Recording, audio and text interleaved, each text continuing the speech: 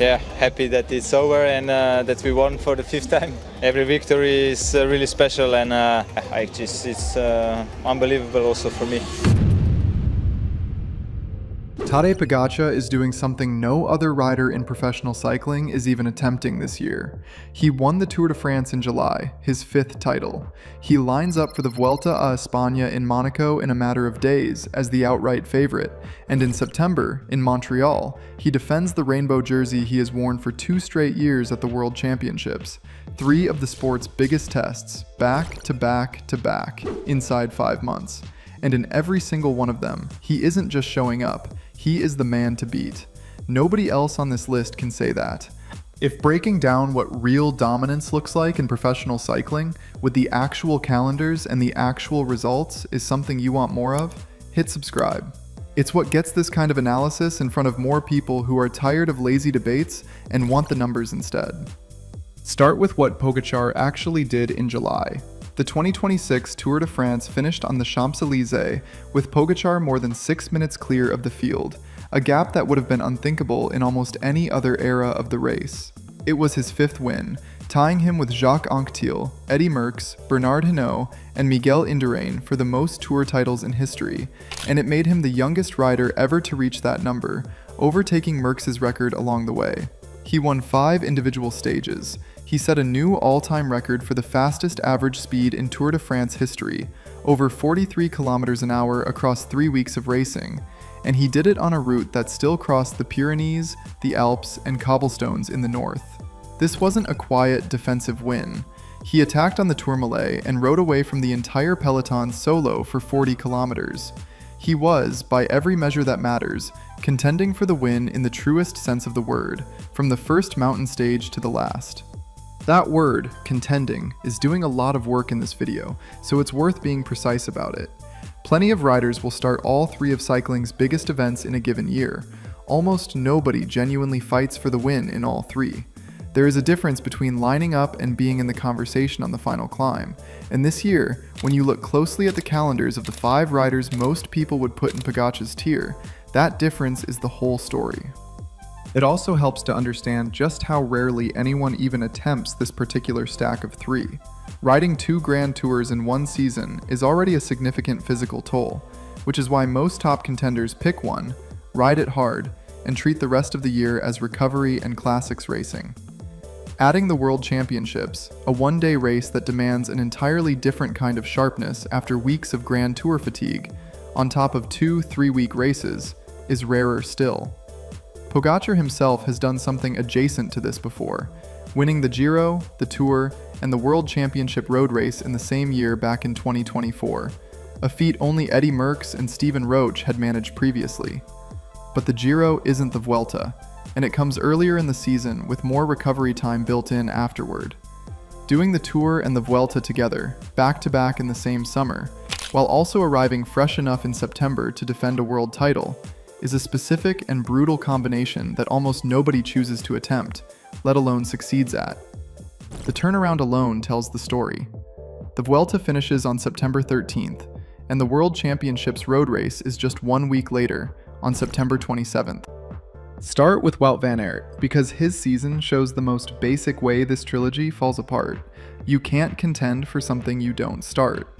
Van Aert's year had actually opened about as well as it possibly could.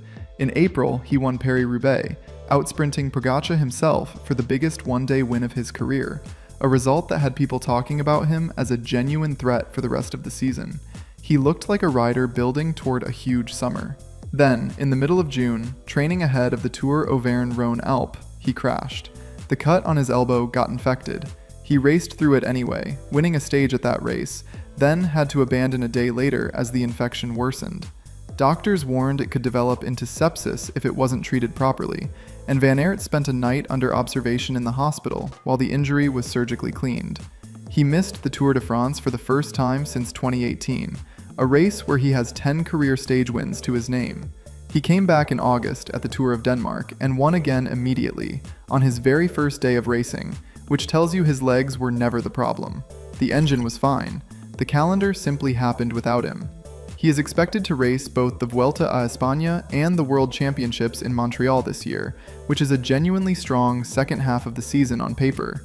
But that still leaves him at 1 out of 3, and it was the one that mattered most that he never got the chance to contend for.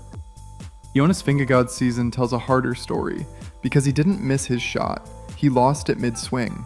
The two-time Tour de France champion arrived in July as Pogačar's clearest rival, and for 2 weeks he backed that up, riding himself into second place overall, 4 minutes and 30 seconds back with a full week of mountains still to come.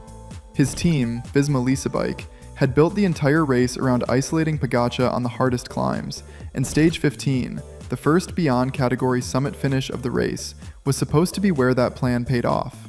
Instead, on a fast descending bend with 22 kilometers left to race, in the middle of that very attack, Vingegaard went down hard, along with his teammate Sepp Kuss and several others. He fractured his collarbone and needed surgery days later. It was the first time in his career he had failed to finish a Grand Tour. Riders and reporters noted that Vingegaard had been woken for an overnight doping control several hours earlier than Pogačar's own control that same night, and Pogačar himself said afterward that he wondered aloud whether the disrupted sleep played a role in the crash. Vingegaard, for his part, would only say it certainly had not helped. Whatever the cause, the result was the same. He was genuinely contending, in second place, with the form to make Pogačar's final week difficult, and then he was gone.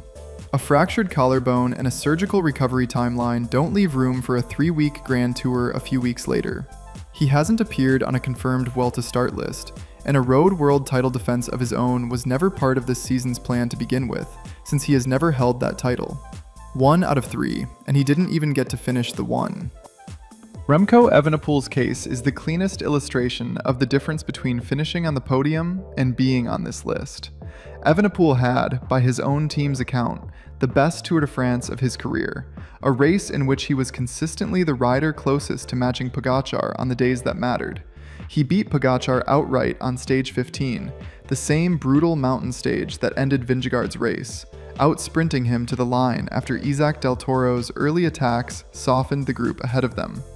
He climbed onto the final podium in Paris as the runner-up, roughly 6 minutes back but comfortably clear of everyone except Pogačar himself. That's genuine contention at the highest level the sport offers, from a rider who is also the reigning Olympic and world time trial champion, arguably the most complete all-rounder in the peloton, not named Pogačar. But look at what comes next on his calendar. Evenepoel's confirmed program after the Tour is the Grand Prix Cycliste de Quebec, the Grand Prix Cycliste de Montréal, and the World Championships time trial in Montreal, a title he is defending. There is no Vuelta a España on that list at all. He is simply not doubling up on Grand Tours this year, which is a perfectly reasonable choice for a rider managing his career across multiple disciplines. It still means 2 summits attempted, at most, out of 3. Mathieu Vanderpool adds a different kind of complication, because his ambition this year isn't really aimed at this trilogy at all. It's aimed at something arguably harder to pull off. He did race the Tour de France, and he won the final stage into Paris, out-sprinting the bunch on the Champs-Élysées for his second stage win of this year's race. That's a real result, and a satisfying way to close out 3 weeks of racing. But a single bunch sprint stage win isn't the same as contending for the overall classification, and Vanderpool was never in that conversation this July. He isn't on the Vuelta start list either. Instead, his stated plan for the back half of the season is close to unprecedented, even for him. Race the mountain bike world championships in Val di Soleil in late August, then switch disciplines entirely and try to defend his road world title in Montreal only about 4 weeks later.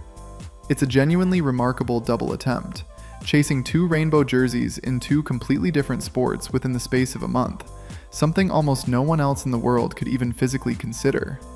But it means the Vuelta a España simply doesn't exist on his calendar this year, and it means his Tour de France, for all his class, amounted to 1 brilliant sprint finish rather than a 3-week fight for yellow. Then there is Paul Seixas, the name on this list that belongs to the future more than the present. 19 years old, riding his first ever Tour de France for the French team Decathlon CMA-CGM.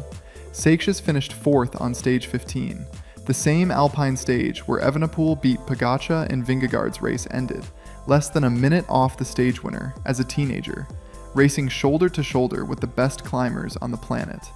It was one of the most eye-catching rides of the entire race from anyone not named Pogačar or Evenepoel. But Seixas, like the others, isn't on the Vuelta a España start list this year, and a road world title defense obviously isn't part of his season because he has never won one to defend. What he showed in July was completely real, and it points toward a rider who could genuinely be part of this exact conversation in a few years. It simply wasn't part of a 3-race campaign this season. Put those 5 seasons next to each other and a pattern shows up immediately. Van Aert skipped leg 1 entirely. Vingegaard contended in leg 1 and got taken out of it by a crash he didn't cause. Evenepoel and Vanderpool each contended in leg 1 and are skipping leg 2 by choice, for reasons that make sense for their own seasons, but that still leave them off this particular list. Seixas announced himself in leg 1, but isn't walking into legs 2 or 3 yet.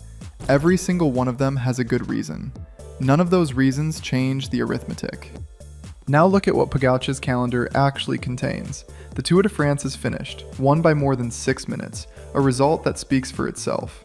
The Vuelta a España starts in Monaco toward the end of August, and Pogačar heads into it as UAE Team Emirates XRG's outright leader, backed by João Almeida, chasing the one Grand Tour missing from his career.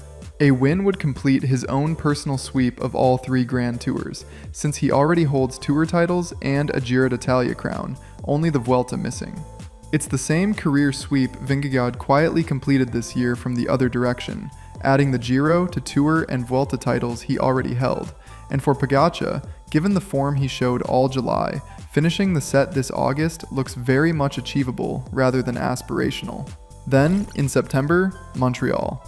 Pogačar isn't just entering the World Championships, he is defending back-to-back titles from 2024 and 2025, chasing a 3rd straight rainbow jersey on a circuit built around the Chameleon Hood climb, terrain that suits him about as well as any course on the calendar could. Only 5 men in the history of the sport have ever won 3 World Road Race titles at all, a list that includes Alfredo Binda, Rick van Steenbergen, and Eddy Merckx, who won his 3rd and final world title in Montreal itself in 1974. But only one rider has ever won 3 of them back-to-back in 3 consecutive years, and that's Peter Sagan from 2015 to 2017. A win in Montreal wouldn't just add Pogačar to that short list of triple champions, it would tie him with Sagan for the only rider ever to do it 3 years running. That last detail isn't decoration, it's the whole point. This isn't a story about one great result in a vacuum. It's 3 of the hardest tests professional cycling has to offer, stacked inside a single season, against a field that includes some of the most talented riders of this generation, and Pogačar is the only name that appears in the win column, or the realistic favorite column, in all 3. Everyone else on this list is either missing a race entirely, missing it through misfortune, or has made a calculated decision that a different set of goals matters more to them this year. Those are all legitimate choices. They are just not the same choice Pogačar made. Cycling has had dominant seasons before. What makes this one different is the breadth of it. A rider can be the best climber in the world and still not be the best time trialist. A rider can win the Tour and still avoid the Vuelta, which is exactly the calculation Van Aert, Evenepoel, and Vanderpool all appear to have made in their own ways. And it's not a wrong calculation. It's simply not the one Pogačar made. Pogačar's season is the argument that those trade-offs aren't actually mandatory, at least not for him, not this year, and the sport hasn't seen someone treat all 3 of these races as genuinely winnable in the same summer for a very long time. Whether that holds up is still an open question, and it's worth saying plainly that nothing here is finished yet. The Vuelta a España is 3 weeks of racing over some of the hardest terrain in Spain, and Grand Tours have humbled favorites before, including Pogačar himself in years past.